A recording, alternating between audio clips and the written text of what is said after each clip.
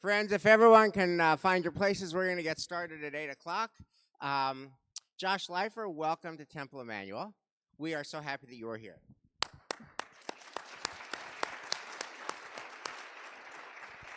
Thank you so much for having me here. Yeah, so Josh, I want to start with a double round of gratitude.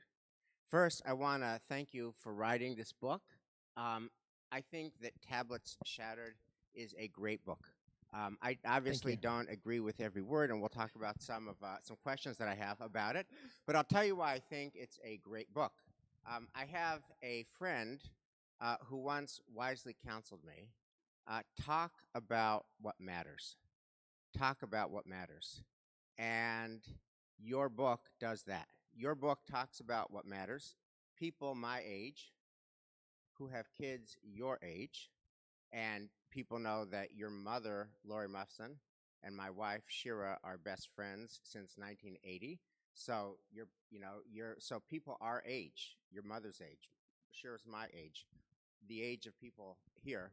We have kids, and we wonder and worry about the two big themes that you talk about in the book: the relationship of our 20 and 30-something children to their own Judaism and to the state of Israel. And so you talk about what matters. You're such an excellent writer. You are thoughtful. You are crisp. And I'm just really grateful. I think this is a big advance in talking about what matters in a very thoughtful way. That's point one. Point two, and not to be omitted, you got married 10 days ago. It's September 18th. You and your bride, Shandy, got married in Lakewood, New Jersey, and Shira and I and the whole chevra of your parents were there, along with a lot of people. It was a beautiful wedding. And so I'm just really grateful to you, and I know Shandy is planning on getting here as well, for being here 10 days after your wedding. So double gratitude, and now let's begin. Can you just kind of start, Josh, by talking about, first, what inspired you to write this book? I think I started the book in a very different moment than the current one. It was the winter of the pandemic in the kind of December of 2020. And I mean, hopefully what I'm about to say won't come back to bite me, but the Trump years were on their ebb. And I wanted to take stock of the changes that American Jewish life had undergone in those very tumultuous years when anti-Semitism became a major theme, source of argument, problem in American politics for probably the first time in many decades. And Israel, of course, was continuing to be a more contentious issue than it had been in the past. And so that was the genesis of the book, but it then expanded over time into something, I hope, bigger than that. And Josh, when you wrote this book, who is your target market? Who is the audience you were writing this book for? Firstly, I was writing it to American Jews. I have a little bit of nostalgia for what was kind of this remarkable mid-century moment in American Jewish writing, not just the famous novelists that we all know, but the time when there were mass Jewish intellectual titles that were being published by the leading publishers in the United States, and those are the books that I grew up on. And I sort of wanted to write a book that would encourage, challenge, push, pinch people who could have been my parents' friends and also their children to think more intentionally about their Jewishness. And so let me just ask you one last kind of framing question. Let's say everybody here buys your book and reads it and really thinks about it. And let's say that lots of people buy your book and read it and think about it. What does success look like from your point of view? How do you want this book to move the dial on American Jewish life? What does a moved dial look like? Emir Hashem that everyone will buy the book and read it. I think that I'll say this a little bit jokingly, but I also mean it sincerely. I think that the niche that I've ended up in politically and religiously is one that I think is it's a little bit lonely, but it's one that I'd like others to join me in, and it's where I would say maybe one step to the right religiously and one step to the left politically. In other words, to think more about what not just observance, but the concept of obligation can do to enrich a Jewish life, and then on the flip side, to become more comfortable, I think, with the reality of Israeli politics and to encounter it at ground level, which I know is really challenging, especially at a time like this. Yeah, so those would be my sort of two goals. Yeah. So Josh, tell us a little bit about your background, where you grew up, how you grew up, what movement you grew up in, the kind of shul, etc., the kind of school, the kind of Israel stuff you used to do, and welcome Shandy.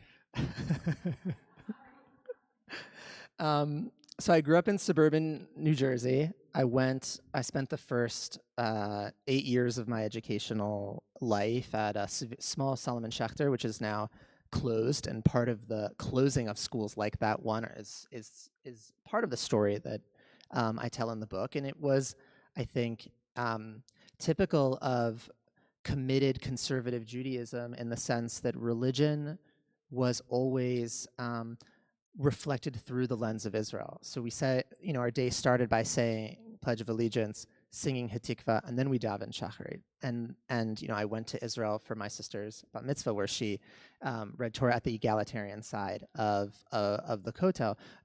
Even when we were at home, Israel was kind of in the background of our ritual, and I think I'm still trying to figure out what that means, that observance and the tradition were so linked for me to this place.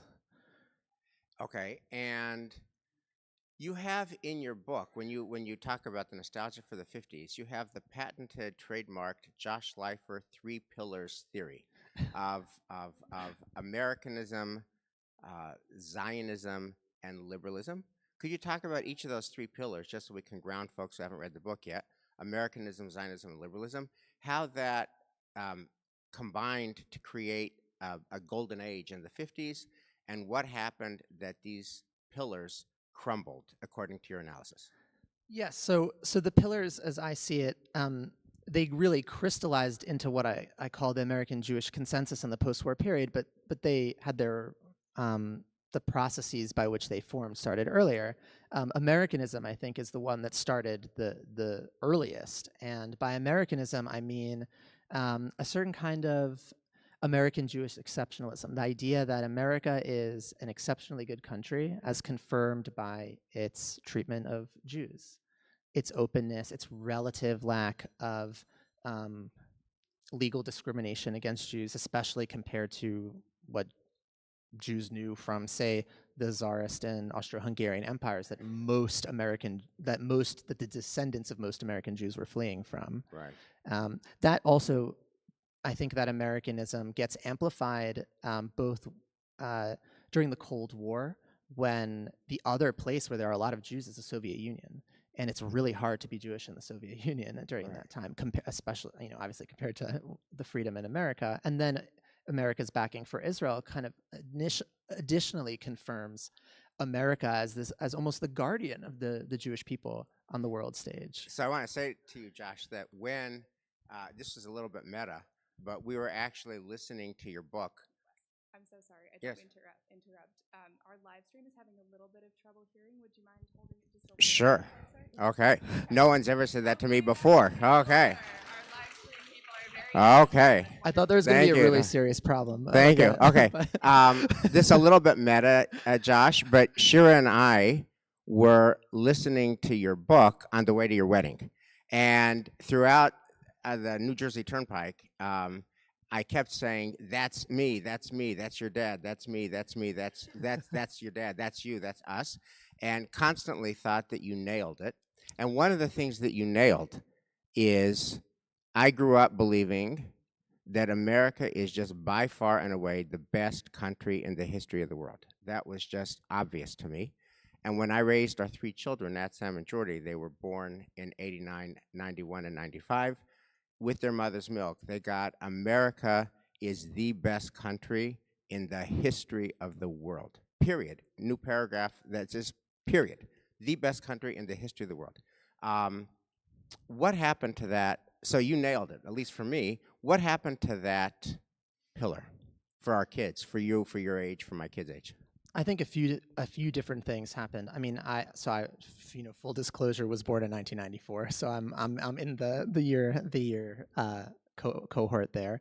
I think that I really don't like speaking in the we in this way, but those of us born in that time period, we grew up, we came of age in an America that was at war in Iraq and Afghanistan, and two wars that were devastating, destructive, and in some ways hard to understand why they went on for as long as they did. And that's if we're on the older side of the politically aware cohort. And then there was the financial crisis in 2011. I think that colored a lot of young people's experiences in college or into the job market. And there was a flourishing of critical, progressive movements that I think in some ways, as they struggled against the systems that they wanted to either change or dismantle, came to adopt a very pessimistic view of the country. And I mean, it's something that I write about in the book, about how you, in a very short period of time, you went from the view that you hold to the view that, say, generational peers of mine who were involved in anti-Trump or immigrant rights organizing, who came to view America almost as a Hitlerian kind of state. I mean, and so, and that was the result of things that people were seeing and reacting. I'm not making that comparison myself, but that was part of a process. That was what you heard from your generation. Yeah. So that's Americanism. Talk about the pillar of Zionism. Why was it thriving mid-century, and why has it, according to your analysis, crumbled or at least been challenged? So by Zionism, I don't mean actually the thing that is debated and being in the headlines right now. I actually mean kind of within the internal Jewish conversation, the idea that Israel, one, is an exemplar of, is a moral exemplar, is something that is a source of inspiration. It instantiates certain kinds of values, maybe Jewish, maybe humanist, maybe progressive even, that American Jews can be proud of. And the second part of the American Zionism, as I came to understand it, was the idea that the state of Israel represented the culmination, the telos of all of Jewish history, of even kind of the biblical tradition, that it all meant to culminate in this state. I think that view has taken a hit because of reality. I mean, someone who was born in 1994, I don't have any recollection of the optimism of the Oslo moment, of Yitzhak Rabin, of a Israel that seemed to many people to be adamantly pursuing peace. The Israel that I and a lot of other people grew up with was an Israel that was led by Benjamin Netanyahu, that was right-wing, that where even kind of talk about peace made you naive. The term in Israel that I often was called when I lived there and would talk about these such things is like yefei nefesh, like a beautiful soul.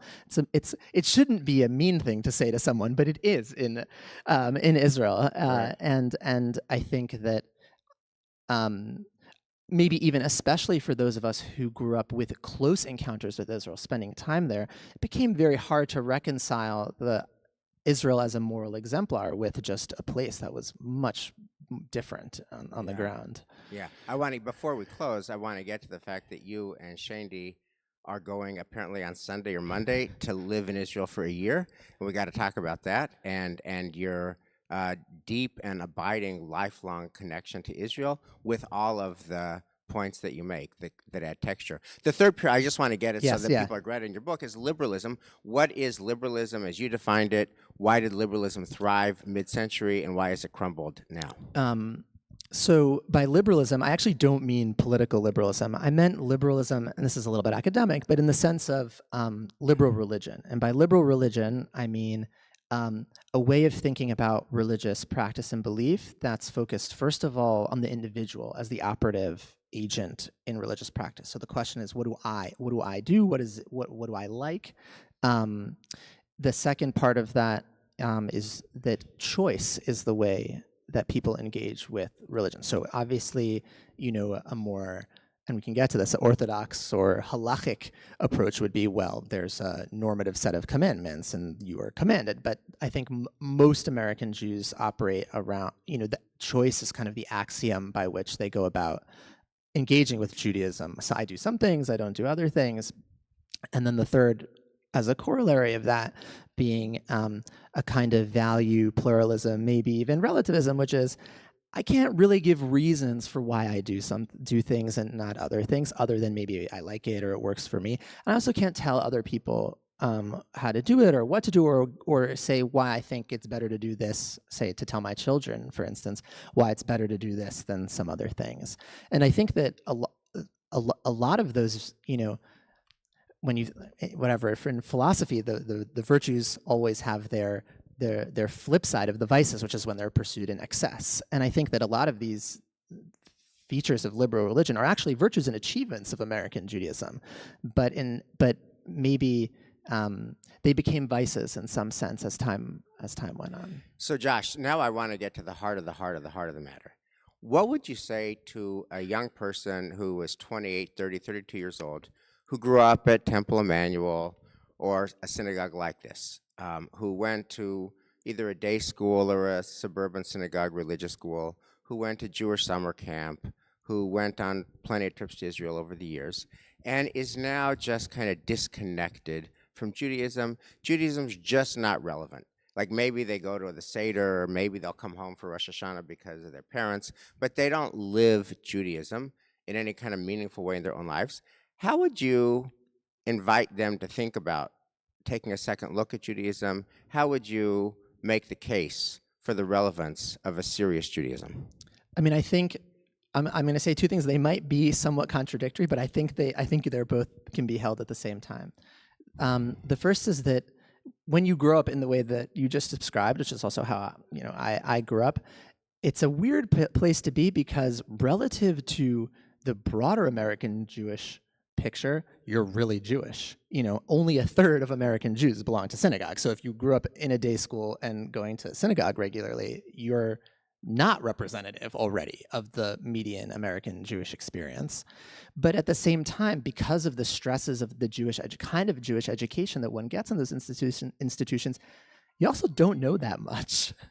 And I think that one of the beautiful things that I was lucky to experience as I grew up and was, went on things like the Bronfman Youth Fellowships, was that I got the chance to have the tools to develop a mature intellectual relationship to Judaism, so that it wasn't just being in these places where if I didn't connect to maybe the politics or the procedure, then I didn't have anything else. Could you talk to us about the Yom Kippur in a winery? Kind of sounded pretty good to me, but tell us about the Yom Kippur. The breakfast was good. Yeah, tell us about the Yom Kippur in a winery and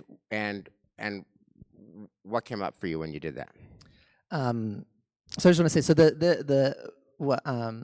this anecdote that you're referring to is about, I guess I'll say it's, and I have like a huge amount of respect for Rabbi Amichai Lau-Levi, and he's a friend, and he talked to me very generously for the book. And I, as part of the book and exploring what liberal Judaism was going to look like, I went to his Yom Kippur services held at City Winery in the beautiful Sullivan County.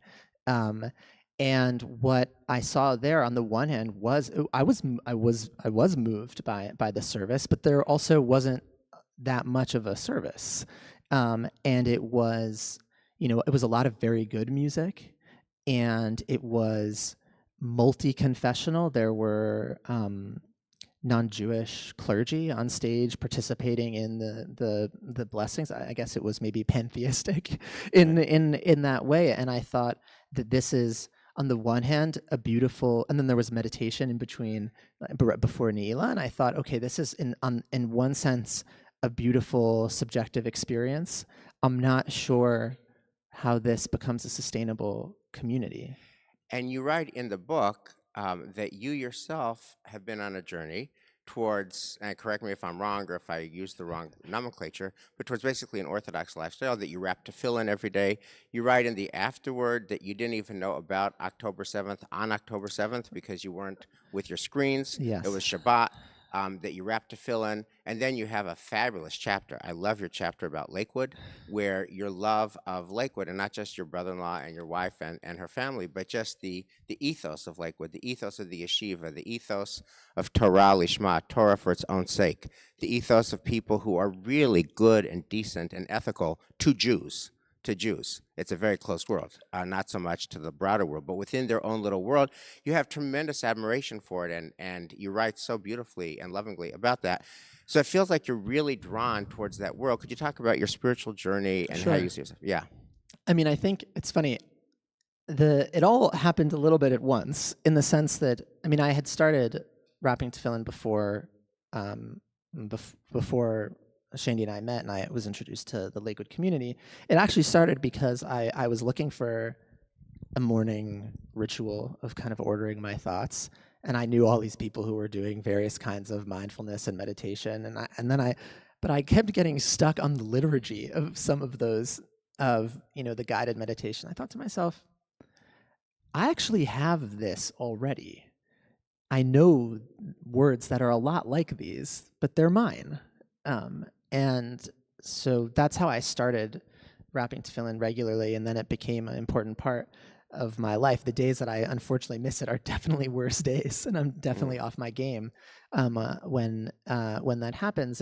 But it was also part of a process of trying to ground my own Jewishness in something that wasn't just the connection to Israel, and the connection to Israel is important to me. And then it was also living in Brooklyn, living in kind of at the cutting edge of liberal mass culture, and thinking to myself, we live in this world of infinite choice and boundlessness, the infinite scroll, and everyone is really unhappy.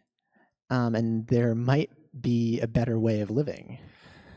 Josh, one of the things that you are in this book is always honest, and you talk about how you see people in the Orthodox community, like your cousins. You had some cousins growing up that you would do sleepovers at, or people at Beth Midrash Gavoa, people in Lakewood, who seem so intense when they pray to God, like they have a real connection to God. And you write, candidly, that you've never really had that connection to God. So could we just double click on wrapping tefillin and God and the meaning that you make with all that complexity? Sure. I mean, I think the theology might have to wait for another book. But I mean, as I've spent more years being I guess, orthopraxis or a Jew, I think that kavana is something, intention is something that one develops. And there is something maybe, there's a pitfall, I think, for people who, in expecting that it'll do something for you immediately. It actually is really hard to pray intentionally. And this is where like the mindfulness connection happens. You can, for me, the experience is very similar between, say, trying to listen to your breath and dispel those thoughts that are intruding, or say, trying to get through the Shemona Esrei without getting distracted by some errant thoughts. It's the same muscle. It just requires a lot of practice. Wow. Well, thank you for that, Josh. So you were on this journey towards greater observance. One part of the book that I really wanted to ask you about was when you talk about the establishment, you usually use the word dying, D-Y-I-N-G, before it, the dying establishment. Even when you supply alternatives in the penultimate chapter, one of the alternatives you offer your reader is the dying establishment, which doesn't make it sound so inviting. I do regret that label. I guess here's my question to you. And I'm not going to talk about this synagogue. I'll talk about plenty of others about which there's no debate. There's a lot of thriving, centrist, mainstream legacy institutions. Central Avenue Synagogue in New York, Angela Bookdahl, thriving. You never hear anybody who goes to that synagogue that doesn't say, oh my God, Central Avenue. The same thing with Elia Cosgrove, Park Avenue. The same thing with Sharon Brous at Ikar, and plenty of synagogues like that. The same thing with Temple Sinai that David Wolpe was rabbi of, and now his successors. So there's plenty of not dying mainstream institutions. One last point, there's also a whole, you talk about the autumn of American Judaism, that we're in decline, but there's places like Hadar, which is springtime in America. I mean, it's relatively new, and they look a lot like any mainstream centrist Jewish institution that has a future. They've got a strategic plan. They've got a board. They're always fundraising. They're always asking for money, et cetera, which you need to do to be a Jewish organization, right? But the impact is they inspire lots of people, and they're new and they're young, and they're actually people 20s and 30s who are super committed. So my question to you is, why dying, and what about thriving, and what's the place of thriving mainstream institutions in the cosmos? It's a great question. I think in retrospect, the dying maybe wasn't the best descriptor, but what I meant by that was that it's true. These are all thriving institutions. But if in the past they represented a dominant strand of Judaism, I think now they represent a minority experience for American Jews. They still exist. They're still around. People who seek them out can enjoy what they offer, and they do offer important things. I also think there are lots of virtues that institutional Jewish life has. I mean, for one, that they built institutions that still exist, and that's something that I'm not sure there will be much left other than those institutions. But at the same time, the rabbinical schools of the liberal seminaries have been in better shape. There's a shortage of, in some ways, I think maybe post-denominational would have been a better term.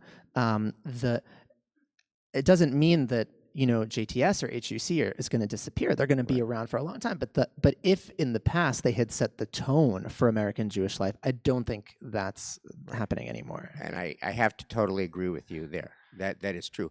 Before we leave the American Jewish experience and go to Israel and our rising generation, I just want to come back to our 28-year-old, our 30-year-old, our 32-year-old. It's 2 weeks from Rosh Hashanah. Actually, it's literally 2 weeks from Rosh Hashanah. Rosh Hashanah is 2 weeks from tonight. And my question is, what do you got for them? Because here's the options that I see from your book. Okay, you've got Orthodox Judaism or Haredi Judaism, which has tremendous appeal, but is not for everybody. I mean, the people that it's for, it's robust and beautiful, but it's not for everybody. You've got kind of protest Judaism. You've got kind of what you call neo-reform, which is, you bring the political issues of the day, like climate change and global warming, and that's Judaism. Again, and for people who are adherents to that, God bless, God bless. But it's not for everybody. So my question is, what do you got for the 28-year-old who doesn't want to go Haredi, who doesn't want to go Orthodox, who doesn't want to wrap tefillin, who's not a God person, who does not resonate to obligation, who is not about climate change, who is not about a winery type experience, and this kind of place is like what I did for my bar mitzvah. What do you got for that 28-year-old? So one of the, I wish I had come across this quote when I was writing in the book, but as I've been talking to people, I came across a great quote from the German, I guess, a neo-Orthodox rabbi, Shimshon Raphael Hirsch, who I'm not going to quote directly, but who had a line about, he was writing at a period of also confusion, tumult in Germany in the 19th century, and he had a line that said, if you want to revitalize Judaism, you should close all the synagogues. Which is kind of a radical, I'm not saying that, but it's a radical thing. Live stream, can you cut that out of the tape, please? Please cut that out, edit that out, continue. And what he meant by that is that I think even it was happening in the 19th century in Germany, but I think this is a similar process has also happened in the United States, which is that Judaism became something that happens outside the home. And so when people think about Jewish practice, they think, I have to go to this place that I don't really go that often, and it's foreign to me, and I feel uncomfortable. But actually, you could make the argument that some of the most important parts of Jewish life take place in the home. I might say to this person to start with a meal, but a meal that's not just, oh, we're doing this and family we'll go through the motions and then everyone drives away. But let's sit for a couple hours and really talk, and maybe someone will say something about the meaning of what we're doing, and maybe we'll sing. And I mean, that's what I would offer them. Great. Oh, Josh, thank you. So part one of the book, as I read it, was our rising generation in American Judaism. Part two, which was just so powerful and poignant, especially in this year post October 7th, is not only the disconnection, but indeed the edge, indeed the anger, indeed the alienation of many of our children from, this is reflexive for me, our beloved Eretz Israel. And this is, in many ways, I'll just speak for myself, this is even more painful to me, because I hear from people my age who are deeply connected to Israel, and their kids are so hostile to Israel, they won't even go to Israel. They are not disconnected, they're hostile. And I'm wondering if you could, and that comes in lots of flavors and shapes and varieties, but that's the basic deal. I'm not saying all. There are plenty of people your age who still love Israel, but you would be delusional if you didn't see that as a growing trend line. And so my question to you is, could you just, in summary, state the case? Why was there not this generational divide years ago? Why was, when I was a kid, I never thought about it. When I went to college in the 80s and law school in the mid 80s, there was none of this stuff. It was just easy to love Israel.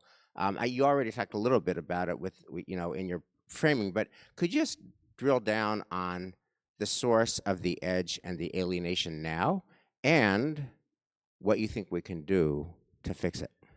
It's a big question.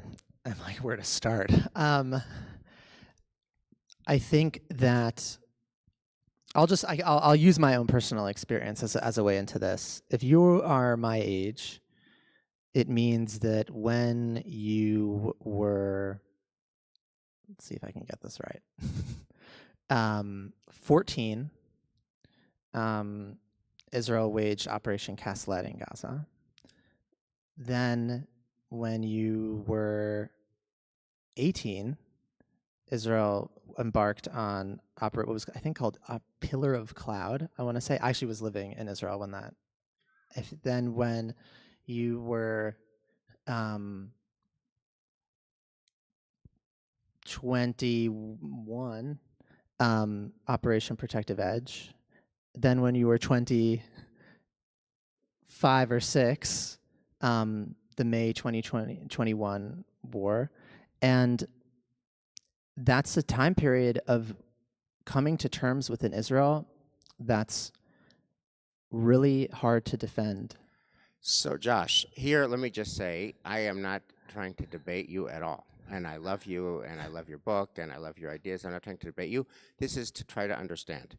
Because I read this book, and I also heard whoever the narrator was narrate it so that I could do a double on it, okay?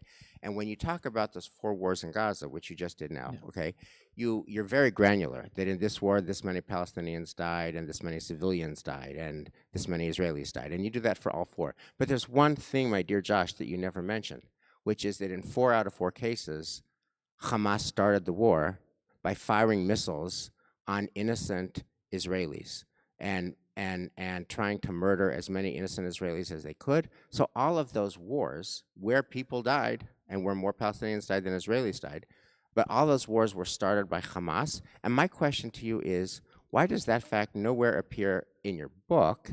And why is it that that fact doesn't appear in the lexicon, the vocabulary, or the Weltanschauung of your generation? They started it literally 4 times. Well, I think that when and how things start requires also perspective and historical context. And, I think that we can understand the broader historical picture without justifying what are war crimes. I mean, Hamas's targeting of Israeli civilians, but it happens to be the case. And we talked about this a little bit beforehand, before the event. It's true, in 2005, Israel withdrew its settlements and troops from Gaza and what was called the disengagement. And that's been used, by a lot of, I think, people in the Jewish community to say, look, we tried. And but could you just educate us? Why is it feels like the voice of your generation never gives Israel credit for that? Why is that? Well, I don't think, I think that I diverge politically from where a lot of my generational peers have gone on this. But I think part of the reason for that is that the withdrawal from the Gaza Strip was a strategic withdrawal. It was unilateral. And if you listen to what the advisors around Ariel Sharon were saying at the time, they said things like, and this is a verbatim quote from Dov Weissglass, who was an advisor to Ariel Sharon, the Gaza disengagement will put the two-state solution in formaldehyde. The idea was that by withdrawing from the Gaza Strip unilaterally outside of the parameters of the two-state solution, it ended the Oslo process, because Oslo, the process inaugurated by the signing in 1993, maintained that Gaza and the West Bank were supposed to be treated as one contiguous geographical territory. Now, I know this might be like in the weeds and wonky, but it matters because the disengagement sets in motion lots of different things. After the disengagement, there's a Palestinian election. Hamas wins that election, and then there's a Palestinian civil war, in which Fatah, the party that controls the Palestinian Authority, is ejected from Gaza. When that happens in 2007, Israel and Egypt institute the kind of initial, most intense form of the blockade. And it's against the backdrop of the blockade that the problem of Gaza as we know it begins. So it's not as if it's just regular life in the Gaza Strip during those time periods. So one last question, Josh. Now, this is so helpful to have a thoughtful person your age try to educate me about how you see the world. Here's one thing I want to say, and tell me where I'm wrong, which is, this is something I've said a million times, okay? That Gazans received millions, if not billions of dollars of aid, and they could have used that money to build Singapore, and instead they used that money to build underground terror networks. What's inaccurate about that? Well, I don't know if they could have built Singapore, given the restraints that the Israeli blockade put on them. But you're right that that the money that went to Hamas was not used to build a flourishing civil society. That happens to, but I don't think that means that all Gazans are guilty for the crimes that a government that represented them or claimed to represent them carried out. So I want to come back to our 28-year-old. Yeah. Okay. This is just hopelessly messy, painful, horrible, and to your point about, this was a word that got so fraught on October 7th, context. There was context became a dirty word from my point of view, but you go back at capacity for infinite regression, etc. It's such a hot mess, okay? And here's my question to you. If I'm a 28-year-old and I don't have an a priori reason to love Israel, I mean, we have in my family a priori reasons to love Israel. My in-laws retired there. Both my in-laws died there. They're buried there. My brother-in-law and sister-in-law and their 6 kids and their grandchildren all live there. Their kids are all in Sahal. So we are in Israel. Israel is in us. Okay, I'll fight through anything to love Israel. But if I didn't have that, I'd opt out. Who needs it? It's like such a hot mess. So much complexity. So much. So my question, and you and Shandy, within the first month of your marriage, are going to Israel in a time of war. What's your secret sauce? How did you find love and meaning in this hot mess of a country at this hot mess of a time? And how can we spread that to others? It's a great. That's again, this is it's a good question. I think that the people who, I think it's harder to know what to say to those who are just tuning out. And if that was just what was happening, I think we'd be in a different position. But there are those who are tuning out, and then there are those who are, I think, have gone into a place where they have removed Jewish Israelis from their sphere of moral concern. And and I'm been critical. I'm critical of that part of the activist world in the book. I mean, Shandy and I had different reasons for ending up in Israel, but it happens to be where we met in Jerusalem. Shandy is the real deal, and it was a very devoted anti-occupation activist. I'm just a journalist, but I think that what we had in common was a sense of very strong identification with Klal Yisrael, with Jewish people, and the sense that if Israel was doing something wrong, we were implicated in it by virtue of also being part of this broader collectivity. And I'm so curious, what are you and Shady going to do for the year in Israel during this time of war and gloom and doom? What are you going to do? I think we're going to work. I mean, I'm also a PhD. In addition to being a journalist, I'm a PhD student. Part of why I thought it was, for better or for worse, an opportune time to be there as a journalist is that it is probably Israel's greatest moment of crisis in its history.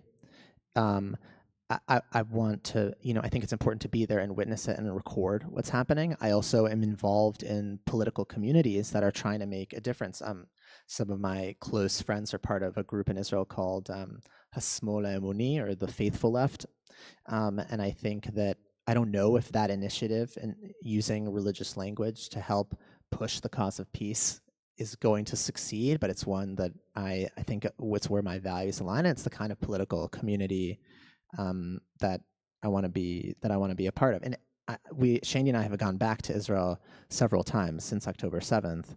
And one of the things that we kind of find bitterly ironic, I guess, is that in some ways it's a little easier to be a leftist Jew there.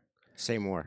I mean, there's repression. It's scary. Our friends are, going out and protesting every weekend and getting, water cannoned by the police at these demonstrations to bring the hostages home. But when you're in it, there isn't this experience that I think I've had in the US of looking around and saying, the people who are standing here want to harm the people that I care about. You don't have that experience in Israel. Josh, I wanted to ask you a little bit about you treat October 7th is in the last chapter of the book, a small chapter, and there was one thing that just really got to me, which was the failure of your progressive colleagues to mark and mourn the innocent Israelis who were murdered and brutalized on October the 7th. Now, you don't use this term, but as I read it, it just cried out to me moral bankruptcy to see what happened to innocent Israelis in the South who were butchered. And by the way, you know that they were the most lefty of all of Israelis, and this is not like the West Bank, which is conquered land from '67. This was land that has always been Israeli land, and even then, these innocent lefty Israelis living in indisputably Israeli land, they're murdered and brutalized, and these anti-Israel protesters, including many Jewish ones, can't say Kaddish and can't mourn them. And that struck me as moral bankruptcy. How do you, what did you do with that? They were your erstwhile colleagues. How do you bridge that divide? Do you bridge that divide? I don't think the divide has been bridgeable. I mean, those happened. You're right that those kibbutzim largely were places where there were a lot of left-wing activists, and Shandy and I were not more than 1 degree of separation from more than a few people. So it was personal, and yeah, the divide has not been bridgeable. That there was a New Yorker article about this for some reason, but I had been contributing editor at Jewish Currents, and I left after October 7th over a debate about this. I think that there is a segment of the activist left, which includes some Jews, like I said, that has removed Jewish Israelis from their sphere of moral concern, and that has dehumanized them. And I think the challenge here is, and I wrote this in a very early piece, is to hold onto everyone's humanity. I mean, I also have this critique of some places in the Jewish world where people are very happy to hear my critique of the left, but they're less happy to hear, my connected critique of the place where I come from, where also Palestinians are dehumanized regularly. So can I talk to you about that, Josh? Again, this is so helpful.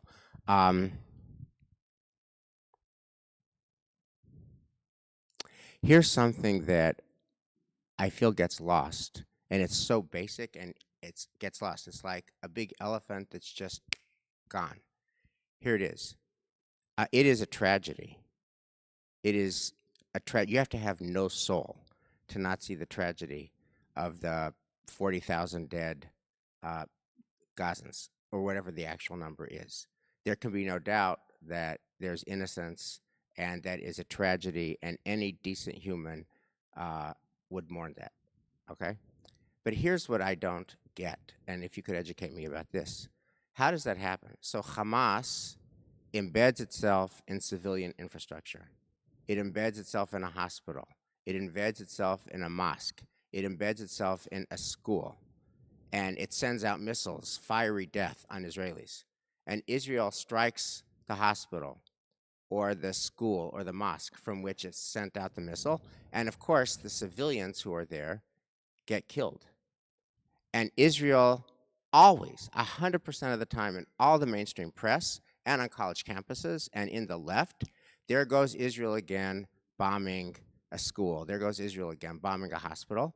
And what is never said is Israel is bombing in retaliation because Hamas embedded itself and fired a missile on Israel. Why does that not get mentioned?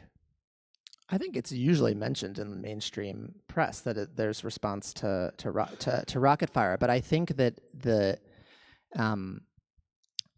what you are, well, I have a few things that came to mind as you were speaking. One is that part of why the death toll in the current war is so high, and this has been reported by colleagues of mine at 972, is that the Israeli army changed its threshold for acceptable collateral damage. The Israeli army calculates how many civilians is it acceptable to kill in order to kill a militant. And by the reporting from the journalist Yuval Avraham, it seems like those numbers were dramatically increased. I think that, on the one hand, I understand the frustration that it seems like Israel is being held to a different moral standard than Hamas, but I actually think that's a good thing. Hamas is Hamas. And I reported a long piece in the Guardian newspaper about this and spoke to members of Hamas. Hamas is an organization that's committed to killing Jews and Israelis and destroying the state of Israel. Its essence is the violence that it does. I don't think that the essence of Jewish self-determination is the violence that it does. And so so part of why I can't speak for other people, but for me, the critique lands more on the side of Israel, is that I do have higher expectations of the conduct. Yeah, so Josh, I think that might be some irreducible generational diversity between us, because I like the way you put that. First of all, I would never have the temerity to judge the IDF for how it fights this war when it is fighting an enemy that, to you just acknowledge, wants to kill it, destroy the state, destroy the people, destroy the civilians, et cetera, and embeds itself in civilian infrastructure. By the way, my nephews are in the IDF, and they were in Gaza, and they point out that, and my nephews are not exaggerators. They say that every home that they're in Gaza opens to a tunnel. Every home is a Hamas base. Every home, there's a basement, usually in the baby's room and the kid's room, which opens into a tunnel. So you have an entire society that is hell-bent on destroying Israel and killing innocent Jews. So how does the left, or how do you feel comfortable judging how the IDF combats that kind of a violent enemy? I mean, I don't think that there's any scenario in which we should suspend our moral judgment, and that includes to what Hamas does and what Israel does. But I think that, you know, I wasn't in Gaza, so I can't assess the claims that your relatives are making. But to me, the idea that there are no innocent people in Gaza is just as repugnant as the idea that there are no innocent Israelis. And I would never want someone to hold the Jewish people responsible for the worst of our leaders. I think that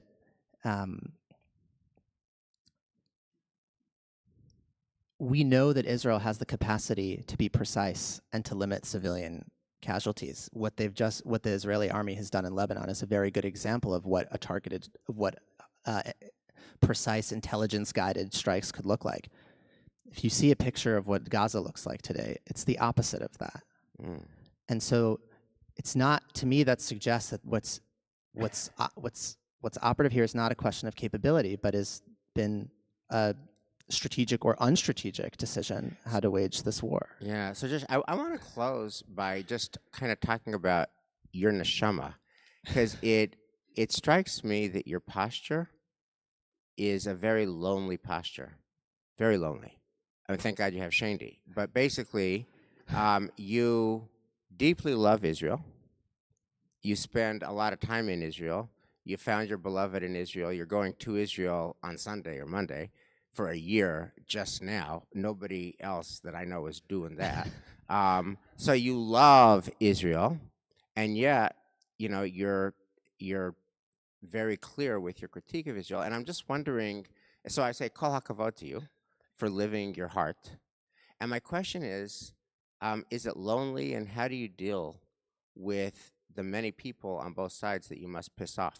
The left, how do you deal with the people on the left you must piss off? Here you are going to evil Zionist Israel. And how do you deal with the people on the right you piss off? How dare you criticize the IDF for fighting these terrorists?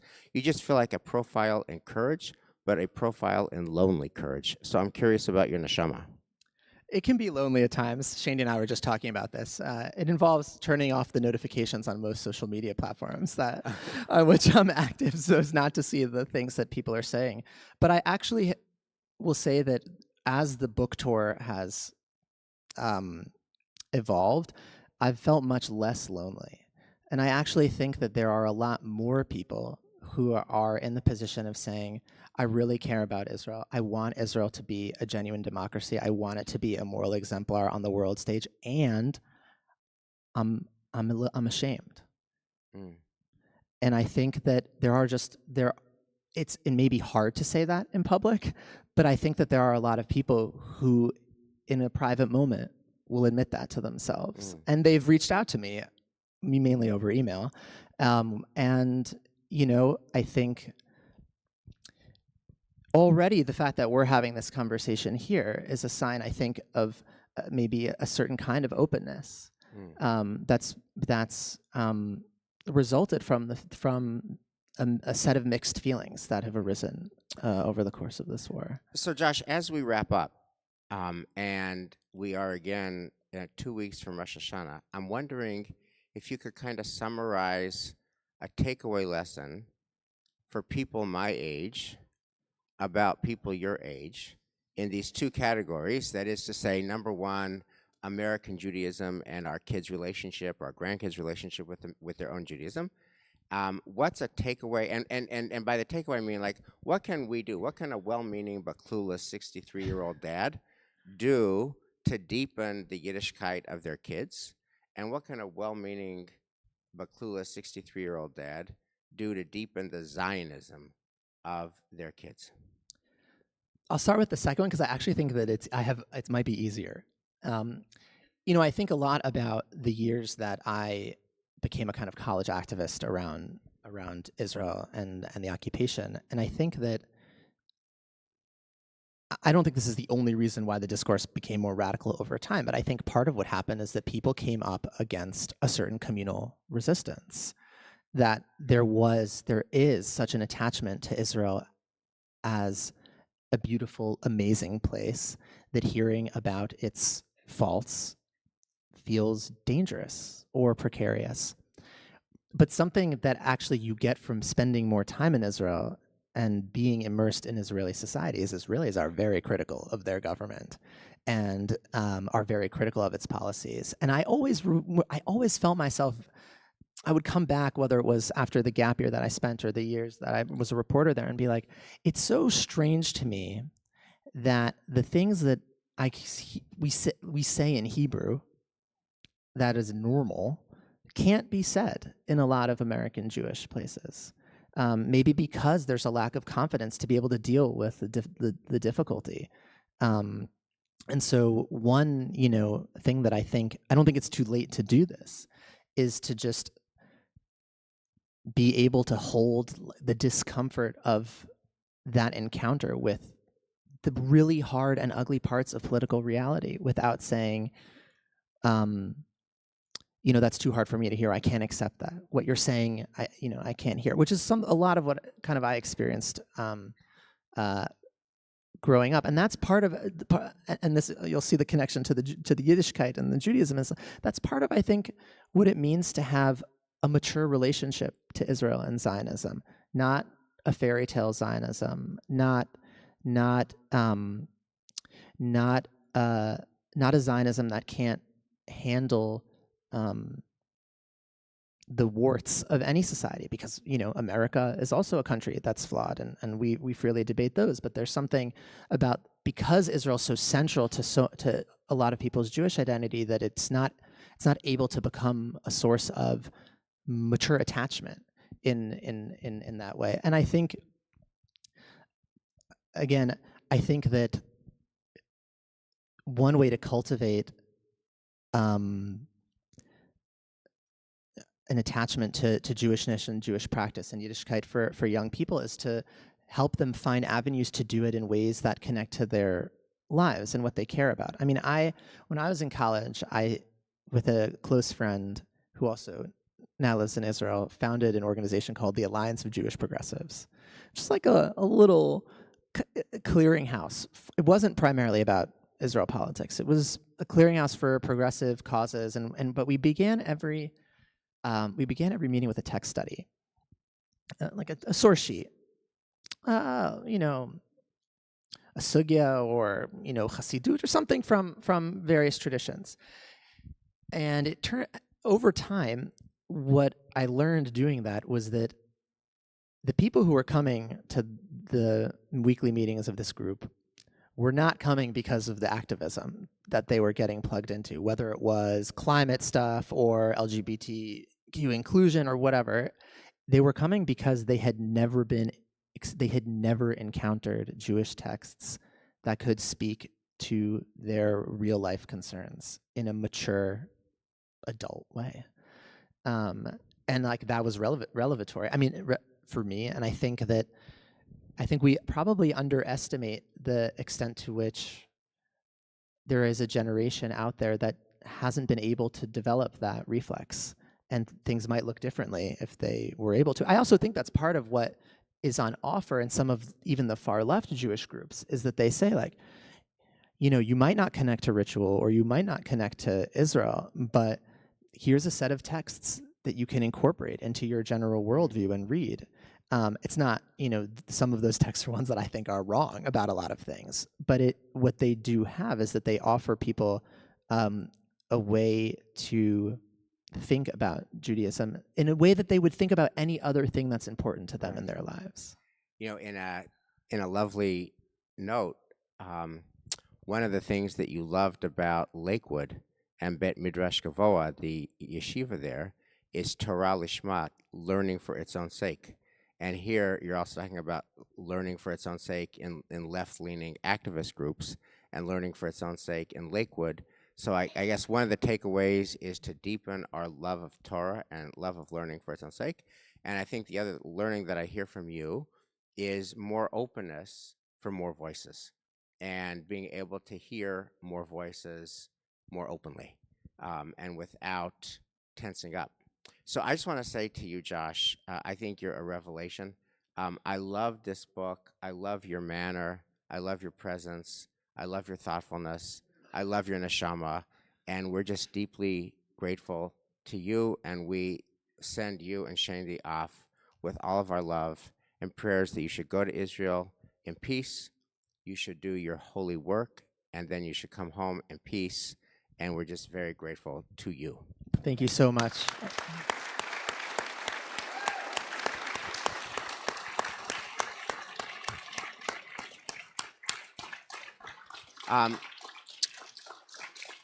I just want to segue to the second piece of the evening, which is Josh is actually going to sign and sell these books.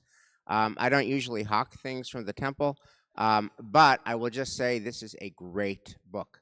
I didn't agree with every word, but I loved reading every word. He talks about what matters, and I can't urge you strongly enough to buy this book, read it, and continue the conversation. Josh, thank you so much.